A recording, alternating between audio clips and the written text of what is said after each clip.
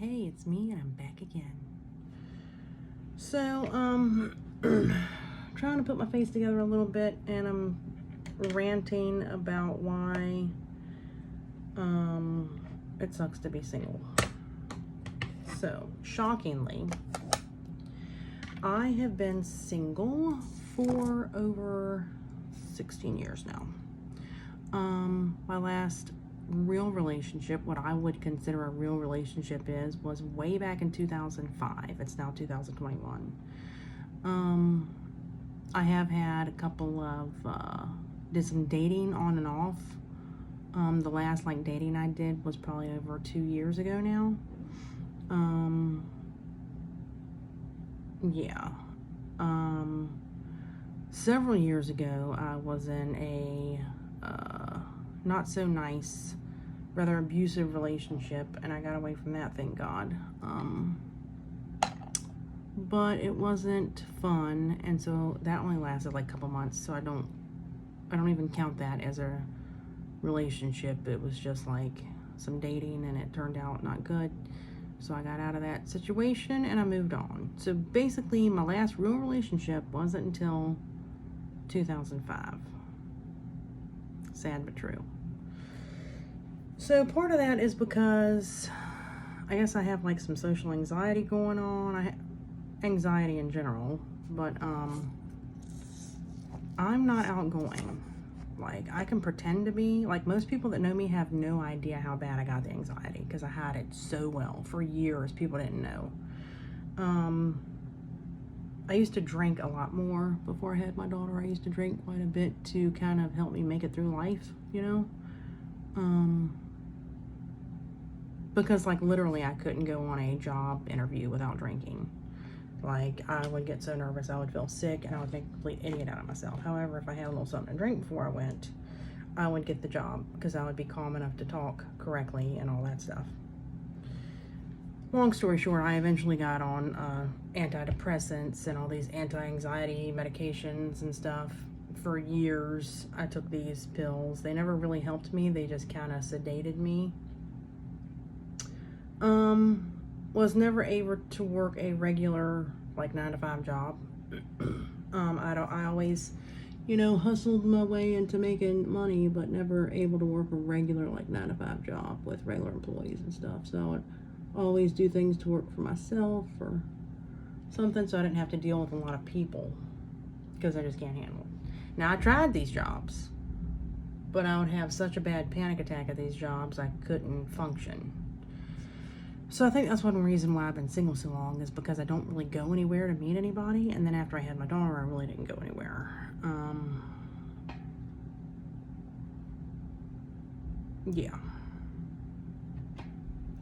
I used to have my mom, but my mom, God rest her soul, I loved her so much. She was my everything. She passed away in 2016. I'm not even going to go into that much because I'm going to start crying. So I'll just say she went to the doctor with a stomach ache and she never came back. So it was a shock, and my whole world was gone overnight pretty much. So my mom helped me babysit. She helped me with everything. There was something I didn't have the strength to deal with, like even making a phone call to make a doctor's appointment. I couldn't handle it. Sometimes going to the grocery store, just buying groceries, too much, can't handle it, have a panic attack in there, have to go leave all my groceries just sitting in the cart, have to just leave. These panic attacks are so bad, I would rather just not eat than try to make it through the checkout line while having a panic attack. You cannot function. See, people that have never had one, they have no idea. Even people that know me closely, they still have no idea. They think just get it together, pull through, calm down. Long story short, I deal with things a lot better now. I weaned myself off the medication. I think I do better now without medication. When I was on the medication, first of all, I believe it basically made me gain all that weight. I wasn't eating large amounts of food, and I gained all that weight. And so yeah, I wasn't doing very well on the medicine. I was just so sedated all the time. All I would do was sleep. I would do what I had to do to make my money, and I would sleep. If I wasn't like actively working and I had to take everything in me to work, at the time I was like cleaning houses and stuff, and it would take everything in me. I'd have to drink like so much coffee and stuff just to get it together enough to go clean the house. And then as soon as I came home, now this is before I had my daughter, as soon as I came home, I would go to sleep. And then after I had my daughter, I had to get on medicine again, and none of these medicines ever really helped me. Like I said, they just sedated me. I had no quality of life. I didn't do nothing. I would work and I would sleep.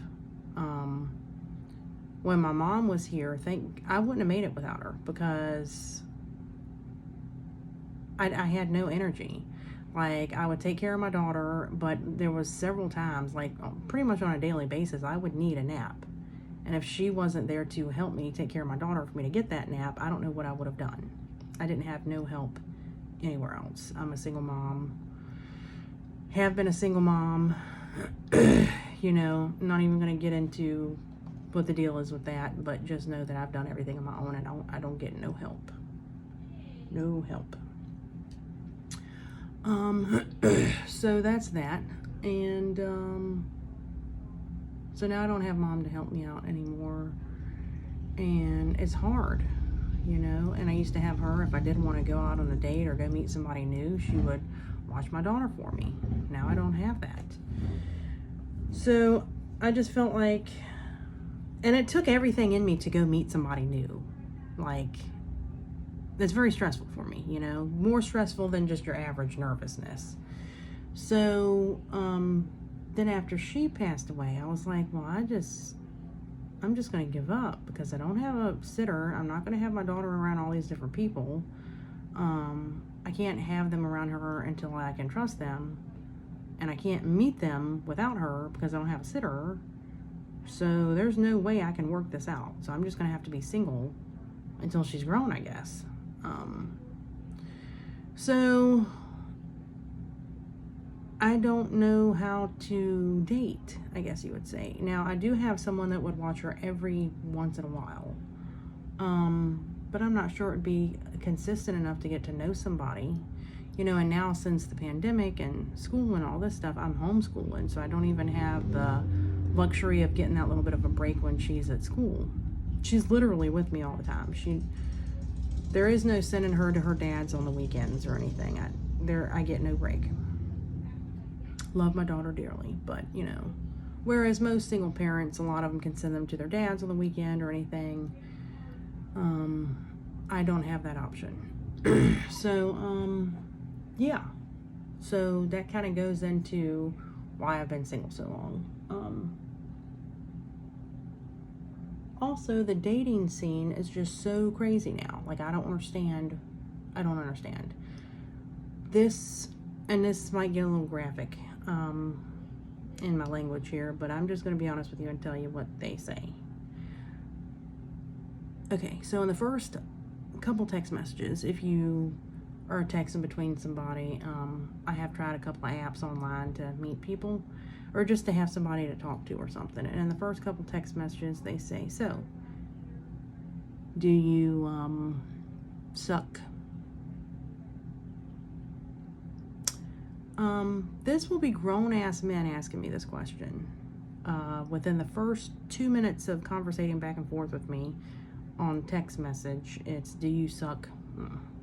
I think you know what I'm talking about. And if I did, I wouldn't feel comfortable with telling you that in the first couple of text messages, okay? Now, maybe before, if I had shown myself to be that type of a sexually explicit talking person right off top, you would have figured that out in our couple little messages on the app. But if I'm not talking like that on the app, when I finally trust you enough to give you my phone number so you can actually text me one-to-one, and you come off with that right off top, doesn't give me a warm and fuzzy feeling, okay? And then the other thing they do is, can I come over? You know, and I don't necessarily expect them to take me out to eat and all this stuff, but I would like to meet you out in public, you know, in the beginning, to make sure you're not a mass murderer or something. I have a young daughter here. I can't have strangers come up to my house in the middle of the night or any time of the day and meet me, and I meet my daughter and I ain't even met you yet. That's just not smart. So they say, can I come over? And I explained to them, I don't think that's a good idea right off top. I have a daughter, you know, I don't know you yet. I'd like to meet you out somewhere first, you know. Oh, well, you're playing games and I ain't got time for that, so F you. So they block you and they delete you, and they don't want nothing to do with you because you didn't answer the question of, do you suck pee-pee? And you don't want them to come over within first 5 minutes of texting them. You haven't even talked to them on the phone yet. They label you as you're playing games and they delete you. So this is a very strange world. I don't understand their logic. You would think that they would be afraid to just come over somebody's house that they've never met before. I could have some maniac in the closet waiting for you with a gun, you know, when you come in, rob you or something. So you would think they would be afraid to do that, but they're not. And I don't understand. Or the men, and I'm not, let me tell you, I'm not high maintenance. I'm about the lowest maintenance person you'll ever meet, okay? Very humble, very down to earth, overly empathetic. Actually, I get a lot of narcissist type people are attracted to me because I think they see me, you know, as like a little baby, and they're like, ooh, there's an extra nice person I can use and suck dry for all the life force they have. So I do have a history with a lot of abusive narcissist type people in my life. So I see all the red flags. I even see so many red flags from far away now. I think I might see some flags that ain't even there because I'm so overly sensitive, and so I do not want to go there again. I don't want to get involved with these people ever again. They'll ruin your life and they will suck you dry. And I remember one of them didn't even like to see me. If I laughed, he got pissed off. They're evil. And there's no fixing them. You see, I thought, well, if I love this person unconditionally, you know, if they tell you how hard they've been treated and how terrible they've been treated. And I thought, if I just, you know, I can fix them. I can love them enough to fix them. No, you can't. No, you can't. These people can't be fixed in this lifetime. They might be fixed through whatever happens after they die or something. They might be fixed through something else. God can fix them. I don't know. But nobody can fix a truly narcissistic, like these people are like sociopaths, okay? Like, you can't fix these people. They are what they are. They don't feel remorse, but they can imitate the remorse. You see, they can really pretend like they truly are sorry. I mean, they'll cry so hard they can't even hardly breathe. I mean, they're the best actors and actresses in the world, and boy, they had me fooled and sold hook, line, and sinker. But I finally saw the light, and I'm never going back to the darkness again of believing any of that. So when I come across someone that I even remotely feel might be that, I just run away immediately. I don't even take the chance or time. So yeah,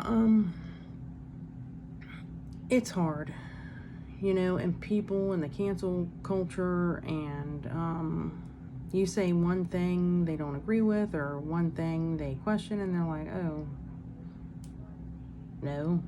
You know, they don't give you a chance to explain or a chance to say your side or how you feel this way or why you feel this way, or very like extremist people. You know, sometimes maybe they could be vegan. If they find out you're a meat eater, that's it.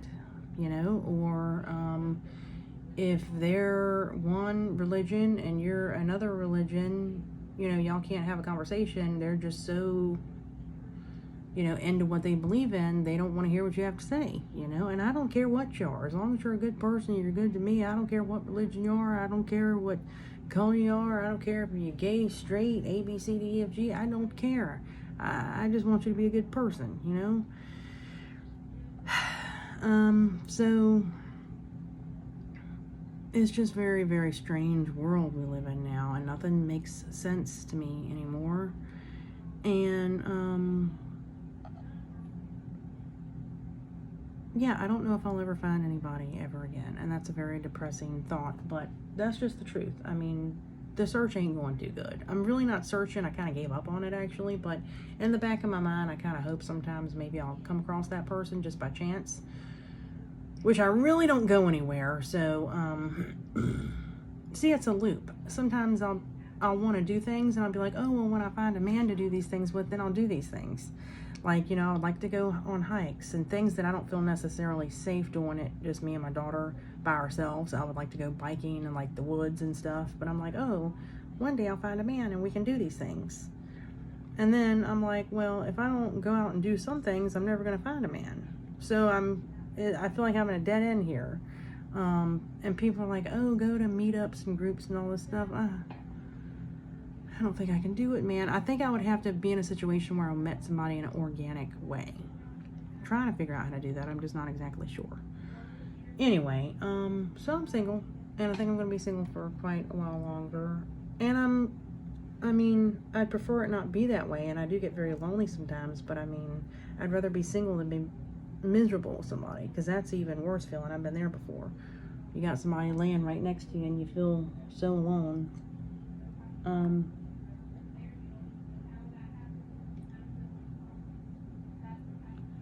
So, yeah, it sucks to be single. And,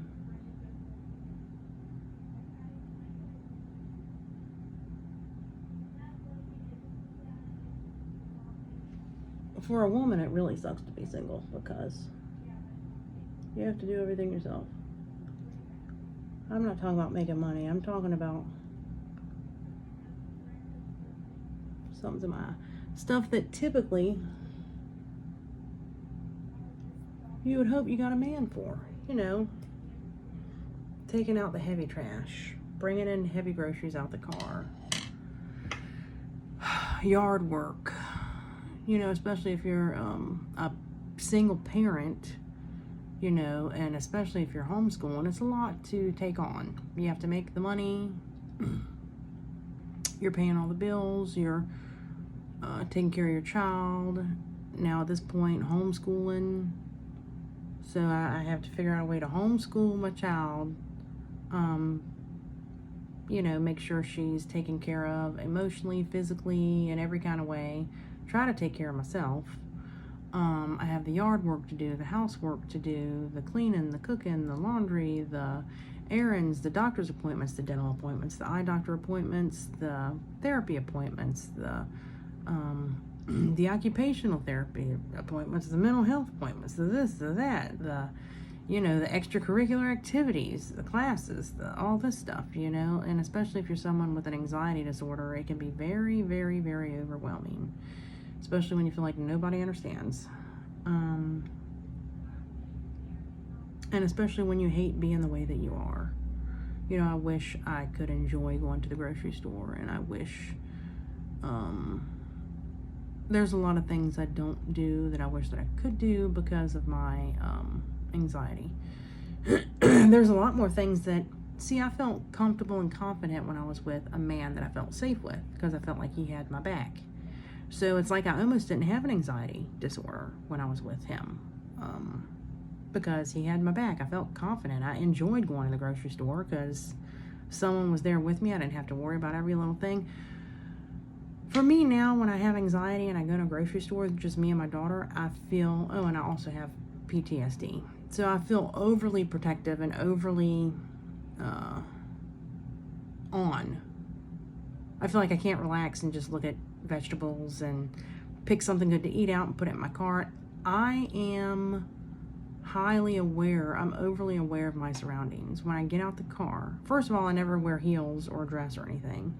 I don't like wearing dresses anyway, but it's like I almost feel like I have to put on my fighting clothes. You know, I feel like I have to be ready all the time for anything without the luxury of having a man that I feel safe with to kind of be my protector. I get out the car, I'm very aware of everything around me. I'm aware of the vehicle next to me, to the left, to the right. I'm aware of what side my daughter gets out on, who might be in that car. I'm very aware of who's standing behind us and in front of us in line. I'm very aware of all of the surroundings, everybody around us. I'm super aware of it all. If someone is on the same aisle with me and then I go over 3 aisles and it's especially a man that's in the same aisle, I'm paying attention to that.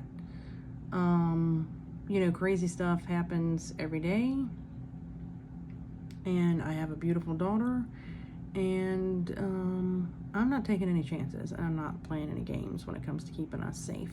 So whereas I felt more at ease when I was with a man, because when I was with this particular man that I actually felt safe with, my husband at the time, I never had a problem, okay? There was never any men whistling at me or coming up to me saying, you know, hey, this and that. And it'd be nice to have a man whistle at me once in a while or try to get my number or something. You know, I'm not talking about the innocent. You can tell when someone is truly, usually you can tell, when someone's truly interested in you in that way and they're kind of awkward and they're kind of just trying to get your attention, and you can kind of tell when you have a creeper around, that means bad intention. I didn't have people, you know, sometimes like it'll be like, I'm assuming it would be like a homeless person, which I give money to people on the streets all the time, but sometimes when they get into your personal space, you feel like this is too much, you know. I've had, and they would never, this never happened when I was with my husband, but this does happen when it's just me and my daughter going out. So it's like they look for that. They look to approach the vulnerable, you know, the females or the females with children. And I've had like a homeless person step in way too close to me and ask me for money. At the time I didn't have any cash. That's another thing. You have to be careful about putting your mind on getting somebody cash out of your purse or something, because sometimes they will, and I've actually had this happen to me before, so this isn't just a role play thing. This has happened.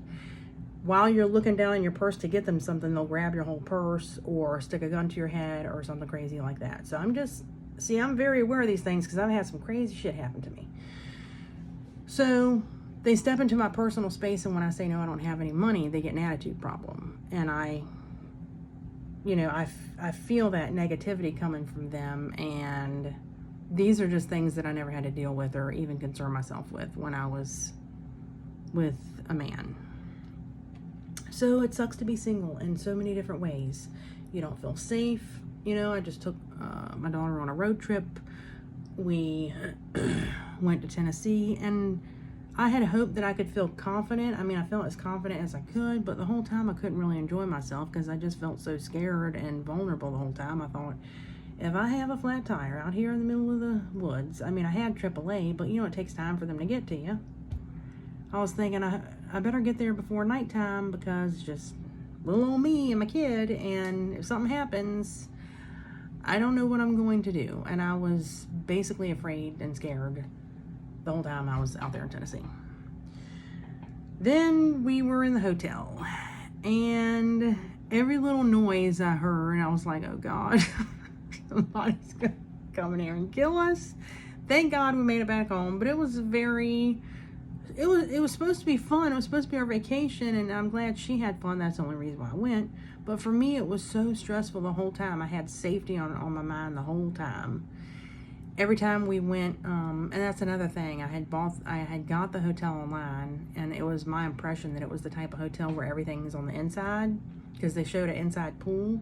When I got there, I realized the pool was it was like in another building. It was crazy. So you had to walk outside around this like little alleyway and stuff to get into this pool that was in this other building. And there was like sometimes men hanging out by this dark alleyway for you to get to the pool. And my daughter's like, can we go to the pool? And we go to the pool. And I'm like, it's just another time I really missed having someone to feel safe with, you know. They're not going to follow a family with a man with them, but they would follow, you know, a single woman or a single woman with just her child, especially a female, beautiful child. So, it's stressful being single, especially for a single parent, because you're worried about yourself and you're worried about your child, and you just feel very exposed and vulnerable, or at least I do, and it sucks, it sucks, it sucks, and I hate it, I hate it, I hate it. But, yeah, I just thought I'd get up here and do this little rant, and,